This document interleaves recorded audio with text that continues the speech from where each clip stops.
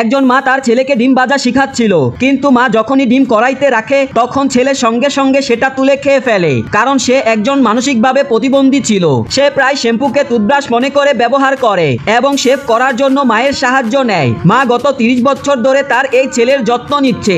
একদিন হঠাৎ করে মায়ের মাথায় প্রচন্ড ব্যথা শুরু হয়। হাসপাতালের চেকআপে ধরা পড়ে যে তার ক্যান্সার হয়েছে এবং তার হাতে আর মাত্র কয়েক মাস সময় আছে। মা খুব কষ্ট পায়, কারণ তার চিন্তা হচ্ছিল যে তার মৃত্যুর পর তার ছেলের ভবিষ্যৎ কি হবে।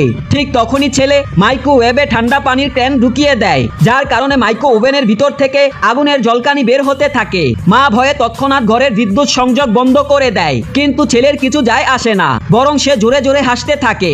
এরপর মা সিদ্ধান্ত নেয় যে তিনি এখন থেকেই ছেলেকে স্বনির্ভর করে তুলবে। মা তাকে আবার ডিম ভাজা শিখাতে শুরু করে, কিন্তু ছেলে বারবার ডিম তাওয়ার বাইরে ফেলে দেয়। পরে মা তাকে পাবলিক ট্রান্সপোর্ট ব্যবহার করা শিখায়, কিন্তু যখন মা তাকে মানচিত্র বুঝাচ্ছিল তখন তার মনোযোগ ছিল শুধু ব্রেড খাওয়ায়। মা রেগে গিয়ে তার ব্রেড ফেলে দেয়। এতে ছেলেটি কষ্ট পায় এবং শিশুর মতো কেঁদে ফেলে। ছেলে যাতে ভবিষ্যতে কারো কাছে টাকা না চায়, তাই মা তাকে একটি বেকারিতে কাজের ব্যবস্থা করে দেয়, কিন্তু সে গ্রাহকদের অর্ডার নিজেই খেয়ে ফেলে। এটা দেখে মা রেগে যায়, তাকে চড় মারে এবং বকাঝকা করে। মা আবার হতাশ হয়ে পড়ে। এরপর মা প্রতিবন্ধীদের যত্ন নেওয়ার উপর বই কিনে আনে এবং মনোযোগ দিয়ে পড়া শুরু করে। এবার মা ছেলেকে শেখানোর কৌশল পাল্টে ফেলে। তিনি বাস রুটগুলোকে রঙিন ও মজার ছবিতে রূপান্তরিত করে, যার ফলে ছেলে সেই ছবিগুলো দেখে ল্যান্ডমার্ক চিনতে শিখে যায়। সে ঠিক সময় স্টপ বাটন চাপতে পারে এবং ঘরের পথ শিখে যায়। এখন মা ঘরের সব জিনিসে লেবেল লাগিয়ে দেয় এবং কিভাবে ব্যবহার করতে হবে তা লিখে দেয়।